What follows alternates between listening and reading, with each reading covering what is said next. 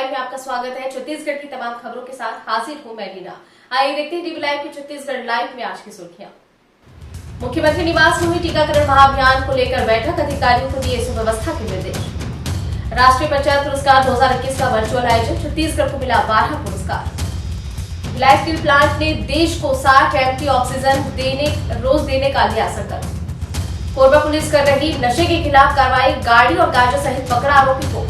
और oxygen express Chhattisgarh के रास्ते पहुंची महाराष्ट्र, तेजी से आवागमन के लिए बनाया गया ग्रीन कॉरिडोर। अब खबर विस्तार से। मुख्यमंत्री भूपेश बघेल की अध्यक्षता में उनके निवास कार्यालय में राज्य के वरिष्ठ प्रशासनिक अधिकारी और स्वास्थ्य विभाग के आला अधिकारियों की बैठक आगामी 1 मई से राज्य में शुरू होने वाली टीकाकरण महाअभियान को लेकर तैयारियों को विस्तार से चर्चा की गई। मुख्यमंत्री ने स्वास्थ्य विभाग के अधिकारियों को 1 मई से 18 वर्ष से अधिक उम्र के लोगों को कोरोना से बचाव के लिए शुरू होने वाले टीकाकरण महाअभियान की कार्य योजना शीघ्र तैयार करने के निर्देश दिए हैं। मुख्यमंत्री ने कहा है कि टीकाकरण अभियान के लिए कोरोना वैक्सीन की आवश्यकता और इसकी आपूर्ति की व्यवस्था की सुनियोजित कार्य योजना बनाई जाए। उन्होंने कहा कि टीकाकरण केंद्रों तक वैक्सीन की सप्लाई आदि की बेहतर व्यवस्था हो ताकि टीकाकरण अभियान सुचारू रूप से संचालित होता रहे और हम इसके जरिए संक्रमण की रोकथाम के उद्देश्य में सफल हो। सीएम ने कहा कि स्वास्थ्य विभाग के अधिकारियों को टीकाकरण अभियान की निगरानी के लिए विभाग के वरिष्ठ अधिकारी की तैनाती के साथ ही टीकाकरण केंद्रों के चयन, वहां की व्यवस्था और वैक्सीनेशन टीम के गठन सुनिश्चित करने को कहा है। उन्होंने कहा कि टीकाकरण अभियान के संबंध में भारत सरकार से जो जानकारी प्राप्त करना है वो शीघ्र प्राप्त कर ले। साथ ही टीकाकरण अभियान का व्यापक प्रचार प्रसार भी किया जाना चाहिए ताकि टीकाकरण कराने के लिए लोग स्वस्फूर्त रूप से केंद्रों पर आ सके। केंद्रीय पंचायती राज मंत्रालय द्वारा दिए जाने वाले राष्ट्रीय पंचायत पुरस्कार 2021 के अंतर्गत छत्तीसगढ़ को 12 पुरस्कार प्राप्त हुए हैं। प्रधानमंत्री नरेंद्र मोदी ने राष्ट्रीय पंचायती राज दिवस के मौके पर नई दिल्ली में आयोजित वर्चुअल समारोह में विजेता पंचायतों के खातों में पुरस्कार राशि का ऑनलाइन वितरण किया। केंद्रीय पंचायती राज और ग्रामीण विकास मंत्री नरेंद्र सिंह तोमर भी कार्यक्रम में शामिल हुए। केंद्रीय पंचायती राज और ग्रामीण विकास मंत्री नरेंद्र सिंह तोमर भी कार्यक्रम में शामिल हुए। मुख्यमंत्री भूपेश बघेल, पंचायत एवं ग्रामीण विकास मंत्री टीएस सिंहदेव और राजस्व मंत्री जय सिंह अग्रवाल पुरस्कार समारोह में वीडियो कॉन्फ्रेंस से जुड़े। उन्होंने पुरस्कार हासिल करने वाले सभी पंचायतों को बधाई और शुभकामनाएं दी है। ये लगातार दूसरा वर्ष है जब प्रदेश की पंचायती राज संस्थाओं को उनके उत्कृष्ट कार्यों के लिए राष्ट्रीय स्तर के 12 पुरस्कारों से नवाजा गया है।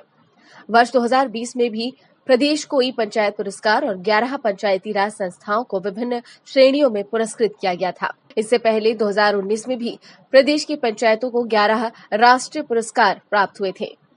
एससीएल दीपका परियोजना में फॉरमैन के पद पर पदस्थ अनिल कुमार केवट ने इलाज के दौरान दम तोड़ दिया। निधन के बाद वे कोरोना पॉजिटिव पाए गए। हद तो तब हो गई जब इतने वर्षों की सेवा देने के बाद मृतक के परिवार को एससीएल दीपका से कोई मदद नहीं मिली। अंतिम संस्कार के लिए प्रशासन और समाज सेवी संस्था को आगे आना पड़ा। आपको बता दें कि मृतक अनिल कुमार का इलाज नेहरू शताब्दी चिकित्सालय गेवरा में चल रहा था। 56 वर्षीय अनिल कुमार केवट डायलिसिस के पेशेंट थे। तबियत बिगड़ने पर उन्हें किसी और अस्पताल ले जाया जा रहा था, लेकिन रास्ते में उनकी मौत हो गई। मौत के बाद शव एनसीएच गेवरा के मर्च्यूरी में रखने जगह मिली, लेकिन परिवार की आस तब टूट गई जब एससीएल से अंतिम संस्कार के लिए मदद नहीं मिली। चरामेती फाउंडेशन की एम्बुलेंस से अंतिम संस्कार तक पहुंचा उसका शव। मृतक की पत्नी दुर्गा केवट ने हताश होकर प्रशासन को पत्र लिखकर मदद मांगी और अंतिम संस्कार कराने गुजारिश की। चरामेती फाउंडेशन को पत्रकारों के माध्यम से जब इस बात की जानकारी मिली तो उन्होंने तत्काल मदद के लिए अपना हाथ बढ़ाया। फाउंडेशन द्वारा एम्बुलेंस उपलब्ध कराया गया और परिवार की मौजूदगी में प्रशासन के सहयोग से अंतिम संस्कार किया गया। बता दें कि चरामेती संजीवनी सेवा के सदस्यों ने हिम्मत दिखाकर आगे आया और ड्राइवर खगेंद्र साहू ने प्रशासन के सहयोग से एम्बुलेंस से शव शमशान तक ले गए और अंतिम संस्कार पूरा हुआ। कोरबा पुलिस अधीक्षक अभिषेक मीणा के दिशा निर्देश पर नशे के व्यापार के खिलाफ लगातार सघन कार्रवाई की जा रही है। इसी कड़ी में थाना पसान के एमसीपी में एक बोलेरो वाहन को चेकिंग के लिए रोकी गई। पूछताछ में इसमें से 2 लोग बैठे थे और पूछताछ के दौरान बोलेरो का ड्राइवर गाड़ी को चालू करके भागने लगा और तुरंत ही पुलिस स्टाफ द्वारा पीछा करके उस वाहन को रोका गया। उसमें बैठा हुआ एक आरोपी गाड़ी को लेकर कूदकर जंगल से फरार हो गया। पुलिस पार्टी तुरंत स्कॉर्पियो को घेर कर स्कॉर्पियो में बैठे आरोपी खगेश्वर मरार दुलेश्वर को गांजे के साथ पकड़ा। स्कॉर्पियो चालक इंद्रसेन पटेल जंगल का फायदा उठाकर भाग गया। आगे की समस्त वैधानिक कार्यवाही करते हुए उन्हें नोटिस दिए जाने पर परिवहन संबंधी कोई भी वैध दस्तावेज प्रस्तुत नहीं किया गया, जिस पर वाहन और आरोपियों की तलाशी ली गई। तलाशी लेने पर 240 किलोग्राम गांजा स्कॉर्पियो में रखी मिली। लगभग 83 किलो गांजा जब्त किया गया है। आरोपियों से पूछताछ करने पर उनके द्वारा गांजा ओडिशा से लाकर मध्य प्रदेश में खपाने की बात स्वीकारा है। ये गांजा बरमकेला, बड़गड़ ओडिशा से रायगढ़, सरायपाली, जांजगीर, कोरबा होते हुए जिला अनूपपुर मध्य प्रदेश भेजी जानी थी, जिसके लिए पूरा गांजा तस्करों का गिरोह काम करता है। रेलवे ने ऑक्सीजन एक्सप्रेस के परिचालन को एक चुनौती के रूप में लिया और महाराष्ट्र के कलम्बोली से नागपुर, गोंदिया, डोंगरगढ़, राजनांदगांव, दुर्ग, भिलाई, रायपुर, लखौली होते हुए विशाखापट्टनम तक और वापस इसी रास्ते से नासिक तक पहली ऑक्सीजन एक्सप्रेस सफलतापूर्वक चलाई, जिस पर रेलवे को लिक्विड मेडिकल ऑक्सीजन टैंकरों के आवागमन के लिए जैसे ही निवेदन मिला तुरंत काम शुरू हुआ। इसके लिए बहुत कम समय में रैंप बनाया गया। रोड टू रोड सेवा के आवागमन के लिए रेलवे को कुछ स्थानों पर ghat section, road overbridge, tunnel covers, platform, canopies, overhead equipment आदि विभिन्न बाधाओं पर विचार करते हुए पूरे मार्ग का एक खाका तैयार करना था, क्योंकि इस मूवमेंट में ऊंचाई एक महत्वपूर्ण पहलू है। रेलवे ने वसई के रास्ते मार्ग का खाका तैयार किया। 3320 मिलीमीटर की ऊंचाई वाले सड़क टैंकर T1618 के मॉडल को फ्लैट वैगनों पर रखा जाना संभव पाया गया। चूंकि ऑक्सीजन क्रायोजेनिक और खतरनाक रसायन है, इसलिए रेलवे को अचानक एक त्वरण मंदन से बचना पड़ता है। बीच बीच में प्रेशर की जांच करनी पड़ती है, खासकर जब ये भारी हुई स्थिति में हो। फिर भी रेलवे ने इसे चुनौती के रूप में लिया, मार्ग का खाका तैयार किया, लोगों को प्रशिक्षित किया और इन विशेष आकार के टैंकरों को वसई, सूरत, भूसावल, नागपुर, गोंदिया, डोंगरगढ़, राजनांदगांव, दुर्ग, भिलाई, रायपुर, लखौली के रास्ते से विशाखापट्टनम तक ले जाया गया।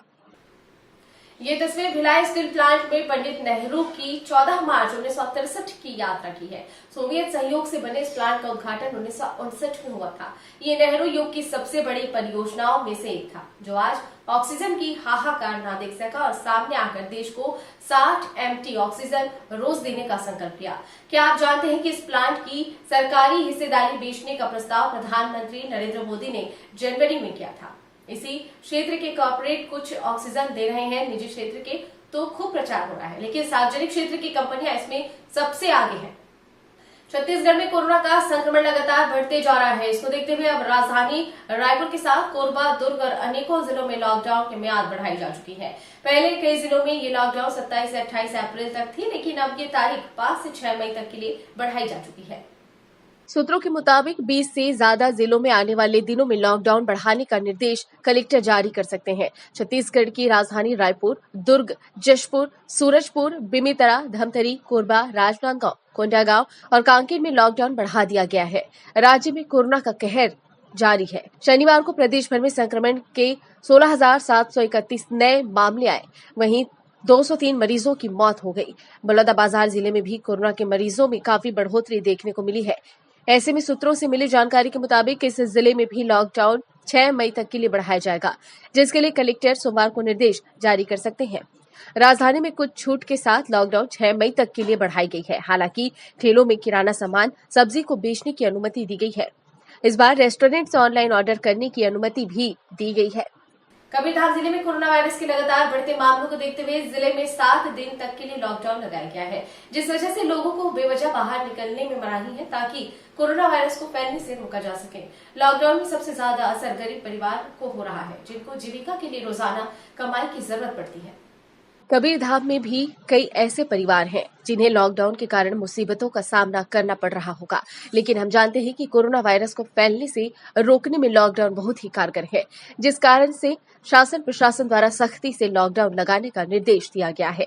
कबीरधाम पुलिस के अधिकारियों और जवान जहां एक तरफ इस बात का ध्यान रख रहे हैं कि लॉकडाउन का पालन सही तरीके से हो, वहीं कबीरधाम पुलिस इस दौरान उन गरीब परिवारों का भी ख्याल रखते हुए नजर आ रहे हैं जिन्हें लॉकडाउन में रोजमर्रा की छोटी छोटी वस्तुओं की परेशानी हो रही है। उन सभी परिवारों को किसी तरह की समस्या या परेशानी ना हो, इसलिए कबीरधाम जिले के पुलिस कप्तान और जिले के समस्त थाना और चौकी प्रभारियों को निर्देशित किया गया है।